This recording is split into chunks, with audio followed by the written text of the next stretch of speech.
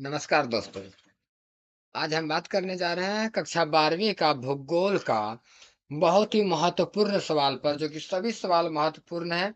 और हम पहले ही बता दें कि इसमें आज हम जो बात करने जा रहे हैं वो अध्याय 1, अध्याय 2 और अध्याय 3 सभी अध्याय होंगे। यानी कि अध्याय 1 होगा, 2 होगा और 3 होगा।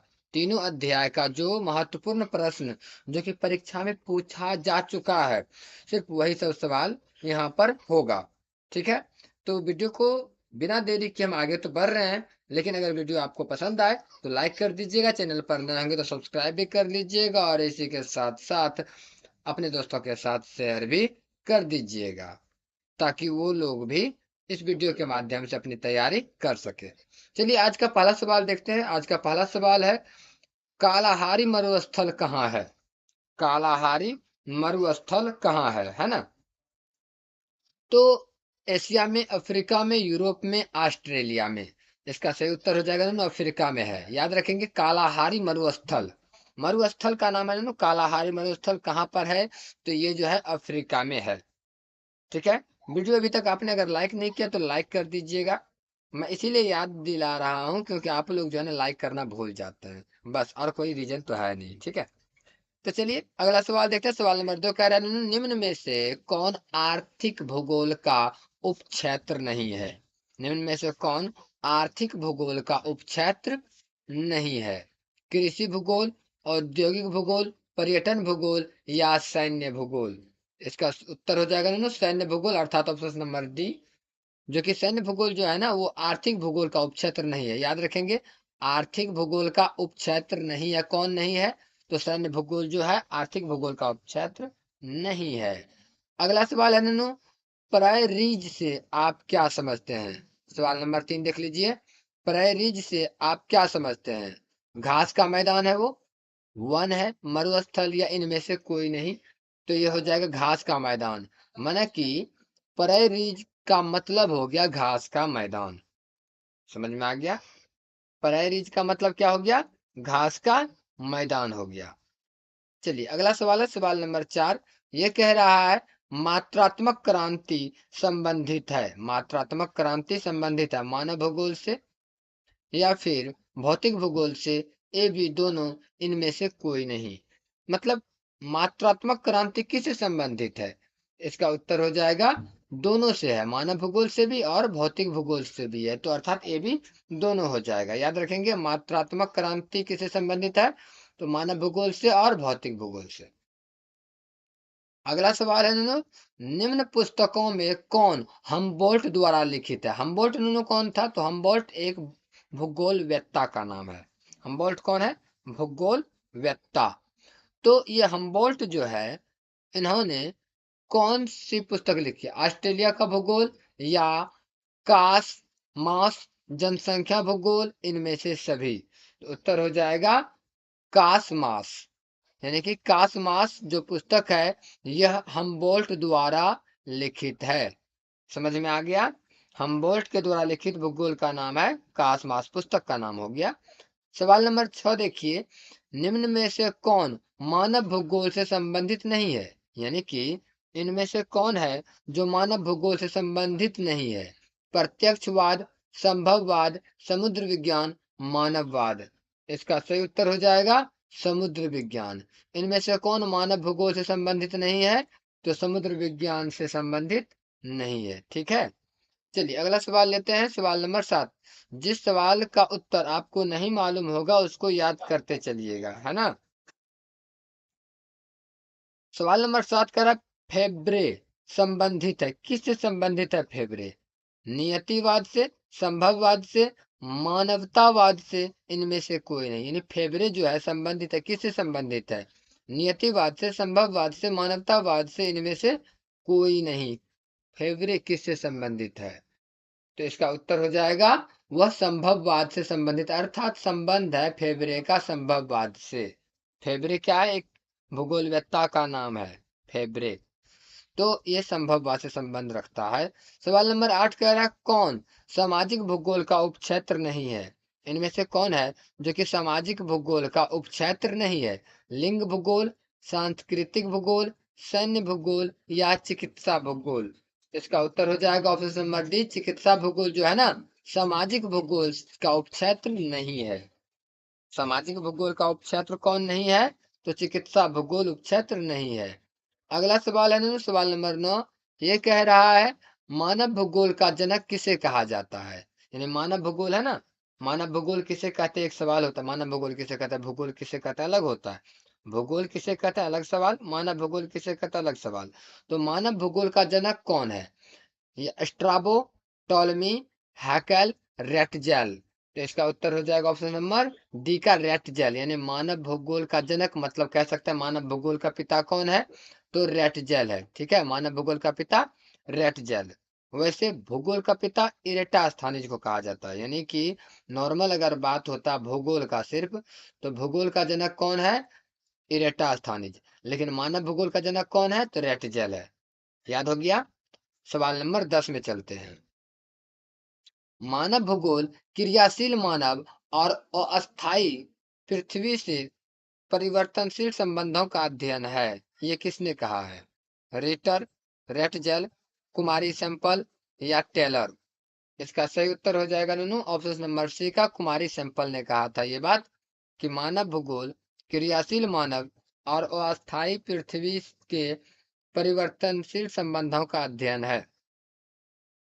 किसने कहा था ये बात? कुमारी सैंपल ने कहा था।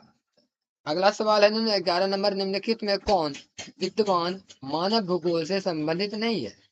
यानी कि नीचे जो चार ऑप्शन हैं इनमें से निम्नलिखित का मतलब होता है नीचे लिखा हुआ, इनमें से कौन है जो, कौन सा विद्वान मानव भूगोल से संबंधित नहीं है, मानव भूगोल से उसका कोई संबंध नहीं है? सैंपल, रेटजेल या फिर बर्टेड रसेल या फिर हंटिंगटन? इसका सही उत्तर हो जाएगा ऑप्शन नंबर सी का, बर्टेड रसेल। यानी कि अभी तो कुछ देर पहले ही पढ़े कि मानव भूगोल का जनक कौन है? रेटजेल जो है कौन है? मानव भूगोल का जनक माना जाता है। ठीक है, याद रखेंगे इस बात को। चलिए अगला सवाल में चलते हैं, सवाल नंबर 12। ये कह रहा है, संभववाद अवधारणा में किस घटक को महत्वपूर्ण माना गया है? संभववाद अवधारणा में किस घटक को महत्वपूर्ण माना गया है? प्राकृतिक घटक, मानवीय घटक, दोनों, या इनमें से कोई नहीं? इसका उत्तर हो जाएगा कि प्राकृतिक घटक और मानवीय घटक दोनों होगा, अर्थात ऑप्शन नंबर सी सही होगा कि ए बी दोनों। यानी संभववाद अवधारणा में किस घटक को महत्वपूर्ण मानते हैं? प्राकृतिक घटक को भी मानते हैं और मानवीय घटक को भी मानते हैं। महत्वपूर्ण है दोनों। सवाल नंबर 13 कह रहा है, नव निश्चयवाद से संबंधित कौन है? नव निश्चयवाद से संबंधित कौन है? ब्लास, हमबोल्ट, रेटजेल या टेलर? इसका सही उत्तर हो जाएगा ऑप्शन नंबर डी, टेलर। मतलब टेलर मतलब सिलाई मशीन वाला टेलर की बात नहीं है, ये एक भूगोल वेत्ता का नाम है। नव निश्चयवाद से संबंधित है ये टेलर। चलिए एक काम करते हैं, आप लोग जवाब दीजिएगा जरा कि Taylor, good evening, good evening, क्या चल रहा है? मतलब ठीक है, सबको गुड इवनिंग। आप लोग तैयारी कीजिए ना, आप लोगों का रिवाइज करवा रहे हैं हम नॉर्मल तौर पर। ठीक है, ताकि आपको वीडियो के माध्यम से ज़्यादा समझ में आ सके। हम कोशिश करेंगे कि सब्जेक्टिव को भी इस तरीका से हम समझाने का प्रयास करेंगे। फिलहाल ऑब्जेक्टिव चल रहा है, सब्जेक्टिव को जल्दी लाने वाले हैं। वीडियो को शेयर जरूर किया कीजिएगा अपने दोस्तों के साथ जो कि 2025 में एग्जाम देने वाले हैं 12th क्लास का। ओके, कोई बात नहीं है। आपके पास सवाल छोड़ रहे हैं कि ये जो टेलर है ना, इसका पूरा नाम क्या है ये बताना है। चलिए सवाल नंबर 14 में चलते हैं तब तक। कह रहा है, निम्नलिखित में से कौन सा एक भौगोलिक सूचना का स्रोत नहीं है? सवाल नंबर 14 कह रहा है, निम्नलिखित में कौन सा एक भौगोलिक सूचना का स्रोत नहीं है? क्वेश्चन को ध्यान से पढ़ा कीजिए, भौगोलिक सूचना का स्रोत नहीं है। ठीक है, आंसर हड़बड़ाहट में मत दीजिए, क्वेश्चन को देखा कीजिए तब आंसर दीजिए। सूचना का स्रोत नहीं है, यात्रियों का विवरण, प्राचीन मानचित्र, चंद्रमा से चट्टानी पदार्थों के नमूने, प्राचीन महाकाव्य?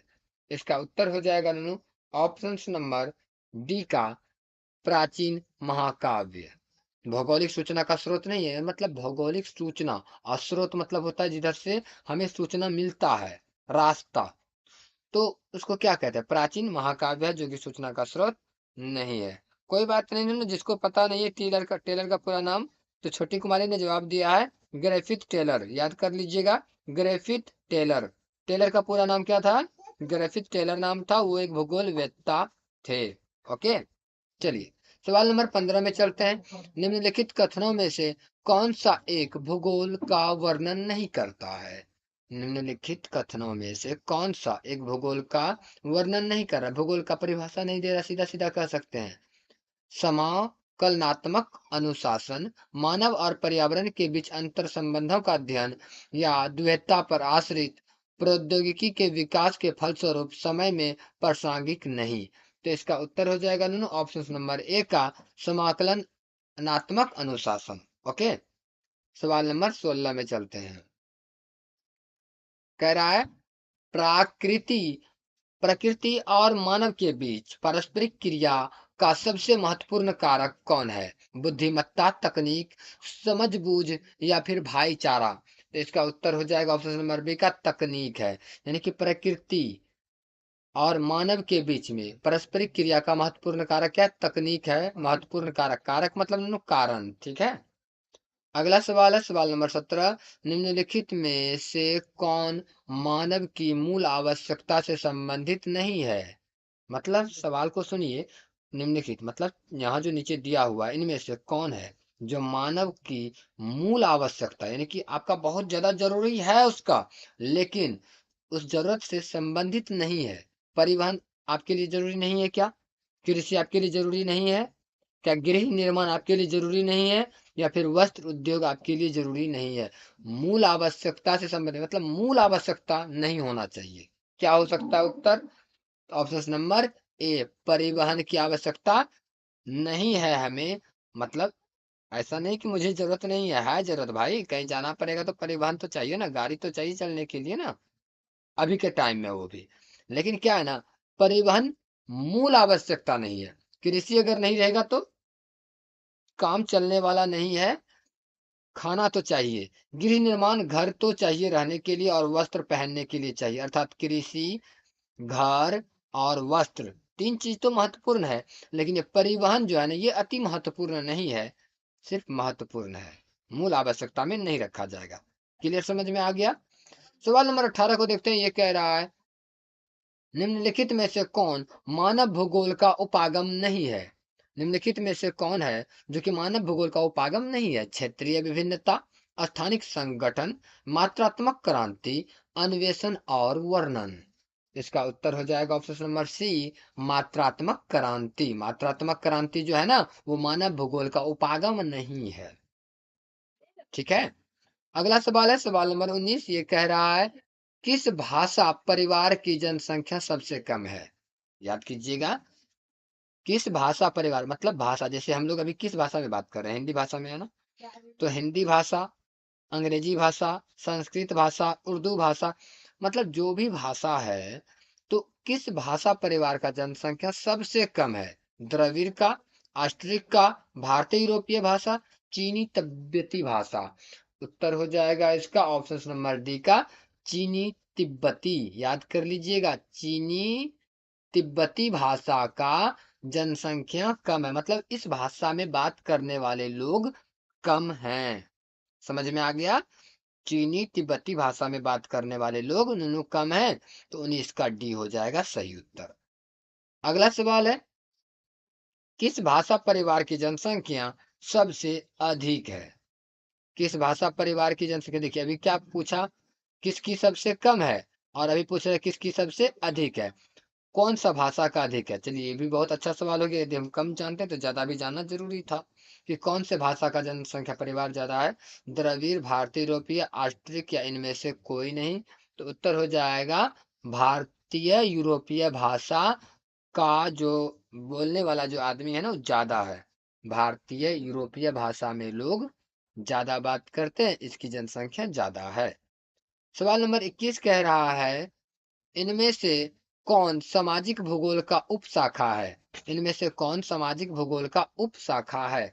चिकित्सा भूगोल, सैन्य भूगोल, संसाधन भूगोल, इनमें से कोई नहीं?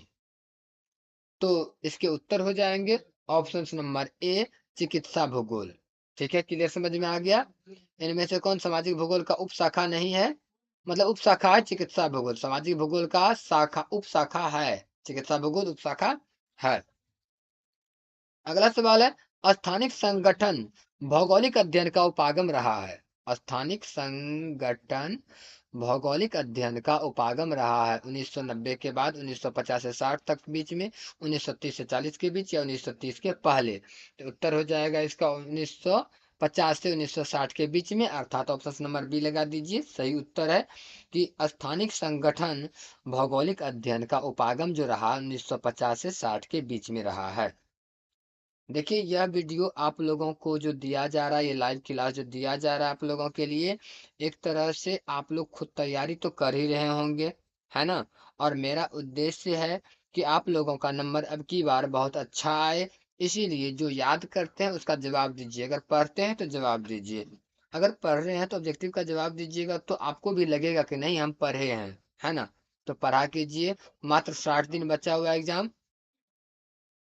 बहुत अच्छा से मेहनत कीजिए। अगला सवाल है सवाल नंबर 23। ये कह रहा है, नव निश्चयवाद संकल्पना का प्रतिपादन किसने किया था? नव निश्चयवाद संकल्पना का प्रतिपादन किसने किया था? अल्फ्रेड हेटनर, या Albert Demangeon, Griffith Taylor, Friedrich Ratzel. ठीक है, याद होगा टेलर जो समय जो पूछे थे उसका आंसर पूरा नाम आया ना, ग्रिफिथ टेलर।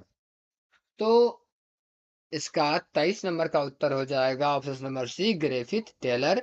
यही सही उत्तर है। नवनिश्चयवाद का संकल्पना का प्रतिपादन किया था, मतलब यही नवनिश्चयवाद संकल्पना को जो है ना विचार दिया था ग्रिफिथ टेलर ने। समझ में आ गया। सवाल नंबर 24 है और अध्याय 1 का ये लास्ट सवाल है। सभी सवाल महत्वपूर्ण थे, सभी सवाल महत्वपूर्ण थे, ये 24 सवाल ही महत्वपूर्ण सवाल थे, अध्याय 1 से रिलेटेड सिर्फ। निम्नलिखित में से कौन सा एक मानव भूगोल से संबंधित नहीं है? इनमें से कौन है जो मानव भूगोल से संबंधित नहीं है? क्षेत्रीय विभिन्नता, मात्रात्मक क्रांति, स्थानिक संगठन, या अन्वेषण एवं वर्णन। इसका उत्तर हो जाएगा ऑप्शन नंबर बी का, मात्रात्मक क्रांति जो है ना, ये मानव भूगोल से संबंधित नहीं है। ठीक है ननू। चलो अब शुरू करते हैं अध्याय 2, विश्व जनसंख्या वितरण घनत्व एवं वृद्धि। अध्याय 2 में आते हैं, और ये महत्वपूर्ण सवाल अध्याय 2 के जितने होंगे सभी सवाल का हम बात करने वाले हैं। और हम बता रहे थे जैसा कि आप लोग तैयारी कर रहे हैं, ऑब्जेक्टिव याद करते होंगे घर में। तो हमारा जो ये वीडियो आपके पास गया हुआ है अभी लाइव क्लास का, ये सिर्फ इसलिए गया हुआ है कि आपका रिवाइजिंग हो सके, अर्थात आपका तैयारी दोगुनी गति से हो सके, है ना। चलिए इसका सवाल शुरू करते हैं। और अगर आपको वीडियो पसंद आया हो तो लाइक जरूर कीजिएगा और अपने दोस्तों के साथ शेयर भी कर दीजिएगा। यह क्लास रोज शाम 7 बजे से होता है, और 7 बजे क्लास में ज्वाइन करके आप लोग अपना तैयारी को दोगुना कर लीजिए। चलिए सवाल नंबर 1 में देखिए, विश्व में जनसंख्या का कितना प्रतिशत भाग एशिया में निवास करती है? बहुत अच्छा सवाल है। विश्व में कुल जनसंख्या जितना है उसका कितना प्रतिशत भाग जो है कि एशिया में निवास करता है, यानी पूरे वर्ल्ड का पॉपुलेशन जनसंख्या जितना भी है उसका कितना प्रतिशत भाग एशिया में निवास करती है? सबसे अधिक निवास एशिया में करता है ना, 40, 60, 50 या फिर 25%। तो इसका उत्तर हो जाएगा नन्नू ऑप्शन नंबर बी, 60%, यानी सबसे बेसी जो है ना एशिया में ही निवास करता है कुल जनसंख्या का। समझ में आ गया, याद रहेगा। अगला सवाल है सवाल नंबर 2। ये कह रहा है, निम्नलिखित में से भारत में पुरुष प्रवास का प्रमुख कारण कौन सा है? सबसे पहले तो हम ये बात कर लें कि पुरुष प्रवास क्या होता है। पुरुष प्रवास, स्त्री प्रवास भी होता है नन्नू, और पुरुष प्रवास है यहाँ पर। तो प्रवास का मतलब समझो, सिर्फ प्रवास, प्रवास का मतलब होता है कि कोई व्यक्ति एक स्थान पर से दूसरे स्थान पर चले जाता है, इसी को प्रवास कहते हैं। तो ये जो प्रवास करता है, पुरुष प्रवास कर जाता है, तो इसका प्रमुख कारण क्या है प्रवास करने का? विवाह करके प्रवास कर जाता है, या शिक्षा के लिए, काम रोजगार के लिए, व्यवसाय के लिए? ये चारों ऑप्शन सही है ना यहाँ पर। लेकिन सवाल पूछा है प्रमुख कारण, यानी सबसे एक कारण बताइए, जोरदार कारण, जो कि उसके लिए मनुष्य अर्थात पुरुष जो है प्रवास करता ही है। ऑप्शन नंबर सी हो जाएगा, काम और रोजगार। दो का सी दिया उत्तर खुशी कुमारी, बहुत अच्छा जवाब। और छोटी कुमारी का जवाब भी दो का सी, बहुत अच्छा जवाब है नूनू सबका, इसी तरह से जवाब देते रहो। चलो गौरी कुमारी का भी दो का सी रहा। ठीक, अगला सवाल है सवाल नंबर 3। निम्नलिखित में से कौन सा क्षेत्र सघन जनसंख्या वाला है? सघन जनसंख्या मतलब ज्यादा जनसंख्या, अधिक जनसंख्या, कौन सा क्षेत्र? दक्षिण पूर्वी एशिया, मध्य रेखीय प्रदेश, ध्रुवीय प्रदेश, मरुस्थलीय क्षेत्र। तो इसका उत्तर हो जाएगा ऑप्शन नंबर ए, दक्षिण पूर्वी एशिया। दक्षिण पूर्वी एशिया जो है इस क्षेत्र में सबसे अधिक जनसंख्या है। सबसे अधिक जनसंख्या मतलब हम ही लोग आते हैं भारत, है ना। अगला सवाल है सवाल नंबर 4। सवाल नंबर 4 कह रहा है जनसंख्या वृद्धि दर सर्वाधिक है। जनसंख्या वृद्धि दर सर्वाधिक है कहाँ पर? जनसंख्या वृद्धि दर क्या होता है? अधिक रफ्तार में जनसंख्या बढ़ना, ये जनसंख्या वृद्धि दर है। तो ये कहाँ है अधिक? अफ्रीका में, एशिया में, उत्तरी अमेरिका में या दक्षिणी अमेरिका में? उत्तर हो जाएगा अफ्रीका में जो है सबसे अधिक जनसंख्या वृद्धि दर है। कहाँ पर? अफ्रीका में। सवाल नंबर 5 कह रहा है उच्च जनसंख्या वृद्धि दर वाला देश कौन सा है? उच्च जनसंख्या वृद्धि दर वाला देश कौन है? यमन, डेनमार्क, स्पेन, रूस। इसका उत्तर हो जाएगा option number A, Yemen. Yemen जो है ना सबसे अधिक जनसंख्या वृद्धि वाला देश है। ठीक है, उच्च जनसंख्या वृद्धि दर वाला देश कौन सा है? यमन है। और ऊपर में जो क्वेश्चन आया था उसको मैं दिखा दूं, जनसंख्या वृद्धि दर सर्वाधिक है तो कहाँ है? अफ्रीका में। अफ्रीका में सबसे अधिक जनसंख्या वृद्धि दर है, लेकिन ये महादेश का बात कर रहा है और यहाँ पर देश का बात कर रहा है। क्लियर कट समझ में आ गया? अगर महादेश तो अफ्रीका और अगर देश तो यमन। अगला सवाल में चलते हैं। सवाल नंबर 6 कह रहा है जनसंख्या वितरण को प्रभावित करने वाले कारकों में सबसे महत्वपूर्ण कारक कौन सा है? अच्छा, जनसंख्या वितरण को प्रभावित करने वाले कारक में सबसे महत्वपूर्ण कारक कौन है? स्थलाकृति मिट्टी या प्राकृतिक वनस्पति या जलवायु? इसका उत्तर हो जाएगा ऑप्शन नंबर ए का स्थलाकृति जो है ना स्थलाकृति मतलब क्या? स्थल का आकृति। स्थलाकृति माने स्थल का आकृति। स्थल का आकृति जैसा होगा तो देखिए जिधर मैदानी क्षेत्र होता है, प्लेन, मैदानी मतलब प्लेन क्षेत्र, तो उस क्षेत्र में अधिक जनसंख्या निवास करेगा क्योंकि उसको कृषि करने योग्य भूमि होगा उधर, है ना। तो जनसंख्या वितरण मतलब फैलाव, जनसंख्या का फैलाव जो होता है किस को प्रभावित करने वाला कारक कौन है? स्थलाकृति, स्थल का आकृति पर ही जनसंख्या वितरण होता है। सवाल नंबर 7 में चलते हैं, ज्यादा विलंब नहीं करेंगे अब। किस वर्ष विश्व की मानव जनसंख्या 6 अरब हुई थी? मोस्ट इंपॉर्टेंट है, किस वर्ष में विश्व का, पूरे वर्ल्ड का मानव जनसंख्या 6 अरब हुआ था? 6 अरब हुआ था। कौन ईस्वी में? 1750, 1975, 1830, 1999। इसका सही उत्तर हो जाएगा नूनू ऑप्शन नंबर डी का 1999 ईस्वी में जो था ना पूरे वर्ल्ड का जनसंख्या 6 अरब था। याद रखिएगा, पूरे वर्ल्ड का जनसंख्या 1999 ईस्वी में 6 अरब था। ठीक है, ऑप्शन नंबर डी 1999। सवाल नंबर 8, निम्नलिखित में से किस देश की जनसंख्या बढ़ने के बदले घटती जा रही है? सभी देशों की जनसंख्या बढ़ती जा रही है ना। अभी देख लीजिए भारत सबसे आगे, चीन था जनसंख्या की दृष्टि से, तो अभी जो है ना भारत आगे हो गया नंबर 1 पर। ठीक है, वर्तमान में अभी भारत नंबर 1 पर है जनसंख्या की दृष्टि से। तो सभी देश में तो जनसंख्या बढ़ता है, लेकिन ये कौन सा देश है भाई साहब? सवाल नंबर 8 को देखिएगा कि जनसंख्या बढ़ने के बदले घटती जा रही है यारू। तो क्या होगा उत्तर? ओमान या फिर लाइबेरिया या फिर लाटविया या डेनमार्क? तो उत्तर हो जाएगा नूनू इसका लाटविया, अर्थात सी नंबर। यहाँ पर जो है ना लाटविया में जनसंख्या बढ़ने के बदले और घटते जा रहा है। अगला सवाल है सवाल नंबर 9। यह कह रहा है निम्नलिखित में से किस देश की जनसंख्या सबसे अधिक है? कौन सा देश है जिसकी संख्या सबसे अधिक है? सबसे अधिक। संयुक्त राज्य अमेरिका, ब्राजील, बांग्लादेश, इंडोनेशिया। इसका सही उत्तर हो जाएगा संयुक्त राष्ट्र अमेरिका, जिसकी राजधानी वाशिंगटन है ना। संयुक्त राष्ट्र अमेरिका की राजधानी कहाँ है? वाशिंगटन। राजधानी याद रख लीजिएगा, वाशिंगटन है। और ये सबसे अधिक जनसंख्या वाला देश है, सबसे अधिक जनसंख्या। अगला सवाल है सवाल नंबर 10। ये कह रहा है जननांकी की संक्रमण सिद्धांत किसने दिया है? मार्शल, अमर्त्य सेन, या फिर नोएस्टीन, या इनमें से कोई नहीं। इसका उत्तर हो जाएगा नोएस्टीन जो है जननांकी संक्रमण सिद्धांत दिया है। सवाल नंबर 11 में चलते हैं। यहाँ कह रहा है निम्न में से कौन एक जनसंख्या परिवर्तन का कारक नहीं है?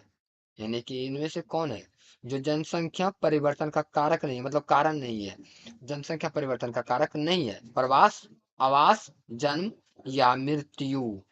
तो देखिए जनसंख्या में परिवर्तन कैसे होता है? जन्म होगा तो क्या जनसंख्या परिवर्तन नहीं होगा? मृत्यु होगा तो भी परिवर्तन होगा। तो कारक नहीं माना जाने वाला बात, तो कौन हो जाएगा उत्तर सही इसमें? ऑप्शन नंबर बी का आवास। आवास जो है ना, ये जनसंख्या परिवर्तन का कारक नहीं है। अगला सवाल है सवाल नंबर 12। प्रतिकर्ष और अपकर्ष, प्रतिकर्ष और अपकर्ष कारक उत्तरदायी है प्रवास के लिए, भू निम्नीकरण के लिए, वायु प्रदूषण के लिए, गंदी बस्तियों के लिए। इसका उत्तर हो जाएगा ऑप्शन नंबर ए, प्रवास के लिए। प्रतिकर्ष और अपकर्ष कारक जो है ना प्रवास के लिए उत्तरदायी है। ऐसा कह सकते हैं, प्रवास का प्रकार में ले सकते हैं, प्रतिकर्ष प्रवास, अपकर्ष प्रवास। ठीक है, कारक है उसका। सवाल नंबर 13 कह रहा है निम्नलिखित में से कौन एक जन स्थानांतरण का अपकर्ष कारक नहीं है? रहन सहन की निम्न दशाएं, रहन सहन की अच्छी दशाएं, शांति एवं अस्थायित्व, या अनुकूल जलवायु। इसका उत्तर हो जाएगा ऑप्शन नंबर ए का रहन सहन की निम्न दशाएं। अगला सवाल है सवाल नंबर 14।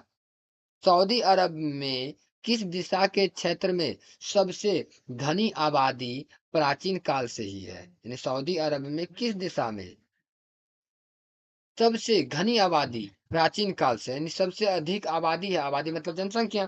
प्राचीन काल मतलब पुराने समय से ही है। पूर्वी में, पश्चिमी में, उत्तरी में, दक्षिण में। सऊदी अरब का बात कर रहा है, जहाँ की अभी हाल फिलहाल में सोना निकला हुआ है, सोना का पहाड़ ही निकल गया है ना, सऊदी अरब में सोना का पहाड़ निकला है। और एक अपना भारत है, जहाँ पे खुदाई कीजिएगा ना, सऊदी अरब में क्या निकला? सोना का पहाड़। और अपना भारत में खुदाई कीजिएगा तो जूता चप्पल निकलेगा। ठीक है, अमीरे को अमीर बनाया जा रहा है ना, भगवान का भी अजब खेल है। नहीं जी, चलो कोई बात नहीं है, जैसा भी है भारत देश महान है। तो सऊदी अरब में किस दिशा के क्षेत्र में सबसे घनी आबादी प्राचीन काल से रहा है? पूर्वी, पश्चिमी, उत्तरी, दक्षिणी। उत्तर दो इसका जरा। ओ, गौरी कुमारी ने उत्तर दिया है ऑप्शन नंबर बी। खुशी कुमारी का भी प्रीतम कुमार, बहुत अच्छा, बहुत लोगों ने बी उत्तर दिया है, पश्चिमी दिशा का। लेकिन कोई बात नहीं है नूनू, ऑप्शन नंबर बी बिल्कुल सही उत्तर है, पश्चिमी दिशा में ही। ये अगर केबीसी का बात होता तो कैसे उत्तर देते? ये आपने क्या कर दिया प्रीतम कुमार? अगर आपने सी दिया होता तो आपका उत्तर गलत होता। कहा रे चटिला से 15 में घुस गया तुम लोग रे। रुक रुक रुक रुक, आते हैं। सवाल नंबर 15। निम्नलिखित में से किस वर्ष के आसपास विकसित और विकासशील देशों में नगरीय जनसंख्या लगभग बराबर थी? क्या बात कहा है ना। किस वर्ष के आसपास विकसित और विकासशील देश में, मतलब विकसित देश, जो कि विकसित देश मतलब क्या होता है ना, विकसित देश का मतलब विकास कर गया, और विकासशील देश का मतलब क्या हो गया? विकास करने वाला है, मतलब हो ही रहा है। तो नगरीय जनसंख्या बराबर थी। नगर की जनसंख्या, ग्रामीण की नहीं। यहाँ देखिए, जनसंख्या ग्रामीण और नगर की अलग अलग होता है ना। तो कौन ईस्वी में हुआ था बराबर? बराबर इसका उत्तर हो जाएगा बी नंबर का, 1970 में। क्या बात है, सभी का उत्तर सही रहा, लाजवाब उत्तर दिए हैं। सवाल नंबर 16 को देखिए जरा। चलिए इसको थोड़ा आप कर लें, ठीक है। निम्नलिखित में से कौन सा एक तथ्य नहीं है? इसका ऑप्शंस आप लोग खुद देख लीजिए और उत्तर दीजिए। निम्नलिखित में से कौन सा एक तथ्य नहीं है? देख लिए, कोई बात नहीं। इसका उत्तर हो जाएगा ऑप्शन नंबर डी, जनांकीय संक्रमण की प्रथम अवस्था में जनसंख्या वृद्धि उच्च होती है। यह जो तथ्य है, यह तथ्य नहीं है, गलत हो जाएगा यह तथ्य। ठीक है, सही उत्तर 16 का डी। अगला सवाल, सवाल नंबर 17। यहाँ कह रहा निम्नलिखित में से कौन सा एक विरल जनसंख्या वाला क्षेत्र नहीं है। निम्नलिखित में कौन सा एक विरल जनसंख्या वाला क्षेत्र नहीं है। ध्रुवीय प्रदेश, भूमध्य रेखीय प्रदेश, दक्षिण पूर्वी एशिया, या फिर अटाकामा।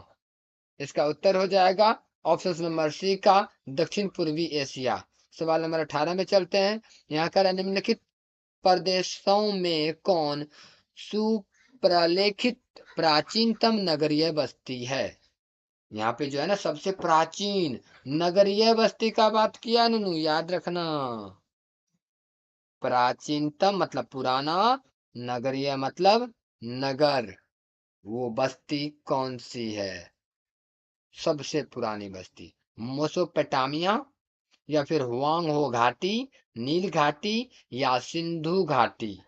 तो उत्तर हो जाएगा ऑप्शन नंबर सी का नील घाटी का सबसे पुराना नगर का बस्ती था, नगरीय बस्ती। ठीक। और मोसोपोटामिया सबसे पुराना तो है, लेकिन ये जो है ना ननू, ग्रामीण है, ग्रामीण। नगरीय नहीं, नगरीय मतलब शहरी होता है। ठीक है, तो 18 का क्या उत्तर सही होगा, नील घाटी सही होगा, क्योंकि ये नगरीय बस्ती था और सबसे पुराना था। अगर सभ्यता की बात करेगा ना कि सबसे पुरानी शहरी सभ्यता, उस तब बोलिएगा सिंधु सभ्यता सबसे पुरानी शहरी सभ्यता थी। सबसे पुरानी शहरी सभ्यता सिंधु सभ्यता। अगला सवाल है सवाल नंबर 19। ये कह रहा है निम्नलिखित में कौन विरल जनसंख्या वाला क्षेत्र है। कौन है जो विरल जनसंख्या वाला क्षेत्र है। पश्चिमी यूरोप, दक्षिण पूर्वी एशिया, या फिर उत्तर पूर्वी संयुक्त राज्य अमेरिका, पश्चिमी ऑस्ट्रेलिया। तो इसका उत्तर हो जाएगा ऑप्शन नंबर डी का पश्चिमी ऑस्ट्रिया। पश्चिमी ऑस्ट्रिया, ऑस्ट्रेलिया। ठीक, ध्यान रख, थोड़ा सा हो जाता है। सवाल नंबर 20 ले लो। विश्व में मतलब विश्व के सघन जनसंख्या क्षेत्रों में निम्नलिखित में से कौन क्षेत्र सम्मिलित नहीं है। विश्व के सघन जनसंख्या क्षेत्रों में निम्नलिखित में कौन सा क्षेत्र सम्मिलित नहीं है सघन जनसंख्या वाला क्षेत्र में। पश्चिमी यूरोप, दक्षिण पूर्वी एशिया, दक्षिण पश्चिमी यूरोप अफ्रीका, या उत्तर पूर्वी उत्तरी अमेरिका। इसका उत्तर हो जाएगा दक्षिण पश्चिमी अफ्रीका जो है ना, ये सघन जनसंख्या क्षेत्र में नहीं आता है। ठीक है, अगला सवाल है सवाल नंबर 21। 21 नंबर का कह रहा है ननू, विश्व के किस देश की जनसंख्या सर्वाधिक है। विश्व के किस देश की जनसंख्या सर्वाधिक मतलब क्या होता है, सबसे अधिक है। यानी कि सीधा सीधा बात बोल रहा है कि कौन सा देश में सबसे अधिक जनसंख्या है। कौन से देश में सबसे अधिक। ओहो करण कुमार आके चला भी गया कि। चलिए कोई बात नहीं ननू, लाइव में बहुते आए बहुते गए, आप लोग रुके हुए हैं, ये बहुत बड़ी बात है। नहीं ना, तो आजकल कॉमेडी वीडियो सबको पसंद आता है, एजुकेशन कहाँ किसी को पसंद है। यूट्यूब खुद रीच नहीं पहुंचाता है एजुकेशन वाले का। खैर कोई बात नहीं है। जो अभी के टाइम में आप लोग लाइव देख रहे हैं, आपको लोगों का बहुत बहुत धन्यवाद, शुक्रिया। जवाब दीजिए, तैयारी करते रहते हैं। तो विश्व के किस देश की जनसंख्या सबसे अधिक है। संयुक्त राज्य अमेरिका, भारत, चीन, इंडोनेशिया। तो इसका सही उत्तर क्या हो जाएगा दोनों, ऑप्शन नंबर सी का चीन का। यानी कि सबसे अधिक जनसंख्या किस देश का है, चीन का। लेकिन उत्तर चीन अब नहीं दिया जाएगा, अब होगा भारत। सबसे अधिक जनसंख्या कौन से देश का है, भारत का। और करण कुमार नहीं गया है, चलो ठीक है कोई बात नहीं, जवाब दो तब। अभी कुछ देर पहले ही हमने बात किया था कि सबसे अधिक जनसंख्या चीन का पहले था ना। ये जो कोरोना वायरस नहीं आया था, इसी के चक्कर में चीन की जनसंख्या घट गई और भारत का जनसंख्या बढ़ गया। लॉकडाउन के कारण से भारत का जनसंख्या और भी ज्यादा बढ़ गया। इस कारण से भी भारत नंबर 1 पर पहुंच गया। तो इसीलिए इस सवाल का उत्तर हो जाएगा ऑप्शन नंबर बी, भारत का जनसंख्या सबसे अधिक है सभी देशों से। सवाल नंबर 22 को देखिए, इनमें से कौन अपकर्ष कारक है? अपकर्ष कारक और प्रतिकर्ष कारक, कुछ देर पहले बात हुई थी इस पे। इनमें से कौन अपकर्ष कारक है? शहरीकरण, औद्योगिकरण, तृतीयक कार्यों की प्रमुखता, इनमें से सभी। तो इसका सही उत्तर हो जाएगा ऑप्शन नंबर डी का, इनमें से सभी जो है ना अपकर्ष कारक है। सवाल नंबर 23 कह रहा है, विश्व की जनसंख्या किस वर्ष 7 बिलियन हो गई थी? याद होगा आपको, इससे पहले का आया हुआ सवाल, 6 अरब कौन वर्ष हुआ था? 1999 ईस्वी में, है ना? याद होगा आपको, 1999। 1999 ईस्वी में कितना अरब हुआ था? 6 अरब। 6 अरब जनसंख्या पूरे वर्ल्ड का हो गया था, है ना? तो अभी विश्व की जनसंख्या, मतलब ये पूछ रहा है किस वर्ष में 7 बिलियन हो गया था? 2020, 2018, 2011 या 1975? 7 बिलियन का बात कर रहा है, 7 बिलियन का।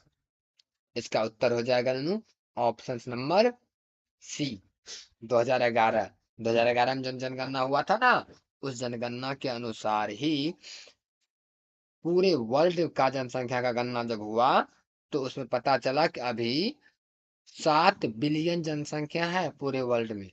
चलिए सवाल नंबर 24 को देखते हैं। इन देशों में कौन जनांकिकी संक्रमण के अंतिम अवस्था में है? Bangladesh, Sri Lanka, Kenya, Japan. इन देशों में कौन जनांकिकीय संक्रमण की अंतिम अवस्था में है? बांग्लादेश, श्रीलंका, केनिया या जापान? इसका उत्तर हो जाएगा ऑप्शन नंबर डी का, जापान जो है ना अंतिम अवस्था में है ये, जनांकिकी संक्रमण के क्षेत्र से, मतलब अंतिम अवस्था में आता है जापान। अगला सवाल है सवाल नंबर 25। ये कह रहा है, ऑस्ट्रेलिया के आयुलिंग पिरामिड की आकृति कैसी है? लाजवाब सवाल है, देख सकते हैं 2021 के लिए पूछा गया सवाल कि ऑस्ट्रेलिया के आयुलिंग पिरामिड का आकृति, मतलब ग्राफ जो बनेगा, तो ग्राफ कैसा बनेगा? त्रिभुजाकार ग्राफ होगा या घंटी नुमा या आयताकार होगा या इनमें से कोई नहीं? इसका उत्तर हो जाएगा ऑप्शन नंबर बी, घंटी नुमा। ऑस्ट्रेलिया का आयुलिंग पिरामिड कैसा है? तो घंटी नुमा है, याद रखेंगे, घंटी नुमा। 25 का बी। सवाल नंबर 26 और इस अध्याय का ये रहा आखिरी सवाल।